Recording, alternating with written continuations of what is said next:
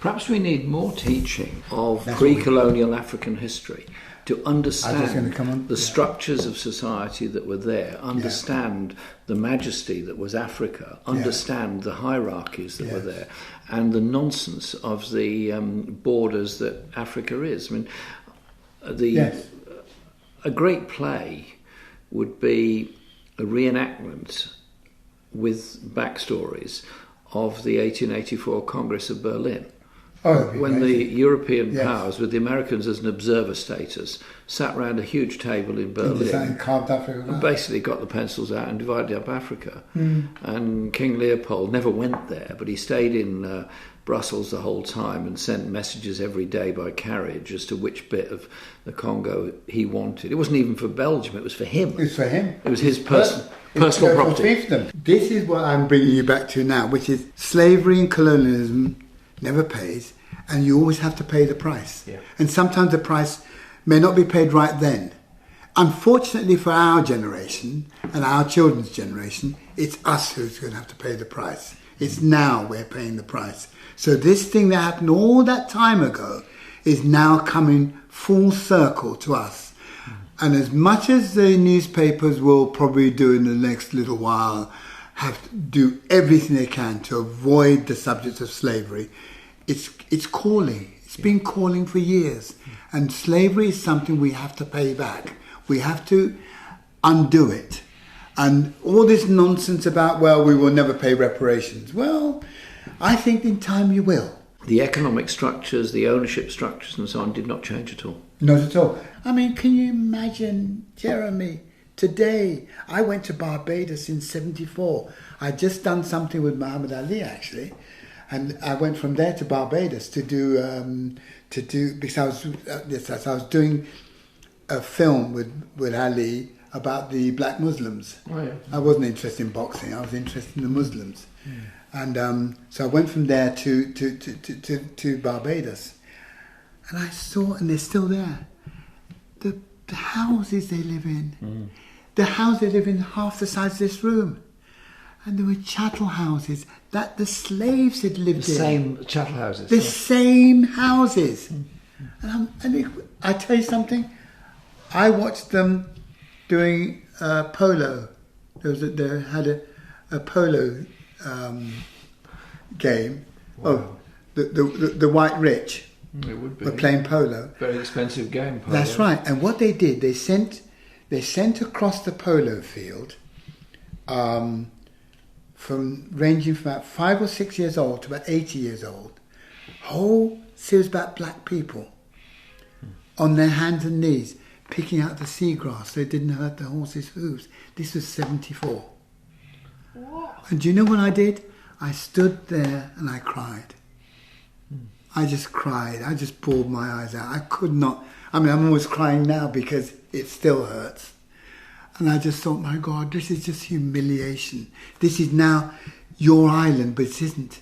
Because the same people who owned the island when it was a slave island are still the majority of people who still own the island today. Well, that's got to stop. Your books mention Spitalfields and the support that the white working class gave to slaves that were freed and living in Britain but in danger of being captured by slave catchers. But also the solidarity that came later on, the Lancashire cotton workers, their solidarity with the slaves in the southern states of the USA, and at enormous personal cost to themselves. It's those kind of acts of solidarity that I think we need to develop. We've got to get into the heads of people today that the majority of people from Africa, the majority of people from Europe had nothing to do with it. They were almost as enslaved anyway. And that what the people who were responsible for it have still got the money, have still got the estates, have still got their businesses. Our friends, our greatest friends for black people have been the white working class. Through the centuries. I mean, where was somebody who had won manumission? Where was he going to get a place to live? Oh, Mrs. Baroness so-and-so down in Belgravia? No. He went to where It was a white working class.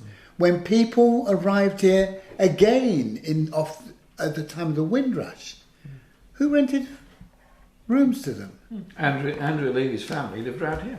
That's right. Finsbury Park. That's right, the white working class. People like the Daily Mail have spent a lot of time trying to separate, putting one against the other. That's not going to work, because the more they try, the more this history is going to come out. And the best thing they can do is help it come out. The pain will be over quicker. After the Bristol bus boycott, Paul Stevenson persuaded Harold Wilson to bring in the Race Relations Act, which was 65. Yeah, that's right, 65.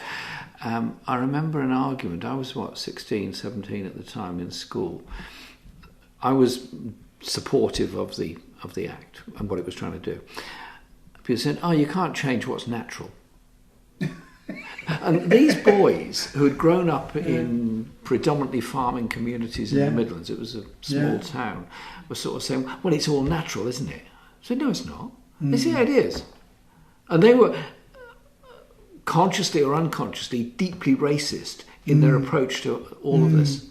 If you look at that and then you look forward, the United Kingdom is going to be a very exciting place, because the United Kingdom is going to take on board these lessons.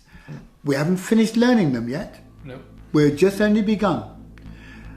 And by the time we've finished learning these lessons, all the things that you see and people saying is natural today will be unnatural tomorrow. Yeah. History is the most important subject. Because history, as we know, is written by the victors. And they got away with it.